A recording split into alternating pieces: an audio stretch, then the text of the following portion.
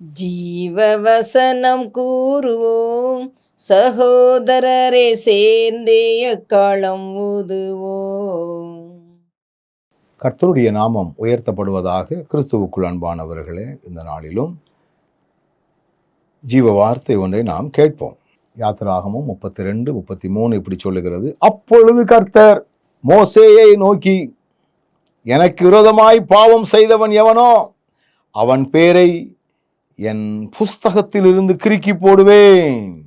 ஆண்டவராகிய கர்த்தர் மோசேயை பார்த்து சொல்லுகிறார். மோசேயை பார்த்து சொல்லுகிறார். அப்பொழுது கர்த்தர். அப்ப அதுக்கு முன்னால ஏதோ ஒன்று நடந்திருக்குது. என்ன நடந்திருக்குது? இஸ்ரவேல் ஜனங்கள் தங்களுக்கு தாங்களே ஒரு தெய்வத்தை உருவாக்கி கொண்டார்கள். அதற்கு ஆரோன் காரணமாக இருந்ததாக வசனம் சொல்கிறது.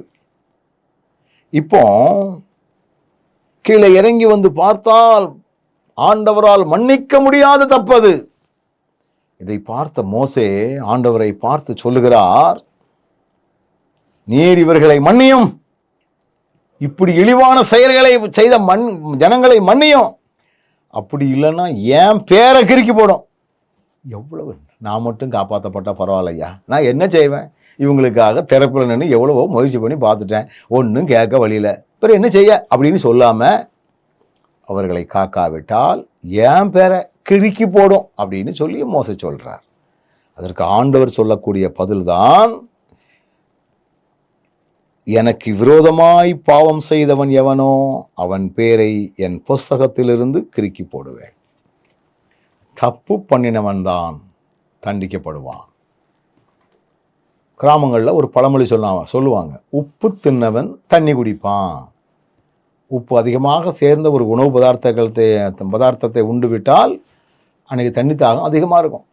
அதனால் எவன் துன்மார்க்கனாக இருக்கிறானோ, எவன் ஆண்டவருக்கு விரோதமான பாவம், அதுவும் விக்கிரகம் என்கிற சொல்லக்கூடிய விரோதமான பாவத்தை எவன் செய்கிறானோ அவன் பேரை கிறுக்கி போடுவேன் அப்படின்னு சொல்கிறார். கவனத்தோடு இருப்போம்.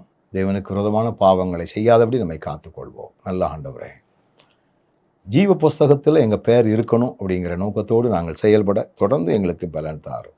இயேசுவின் நாமத்தில் ஜெபிக்கிறோம் நல்ல பிதாவே, ஆமென்.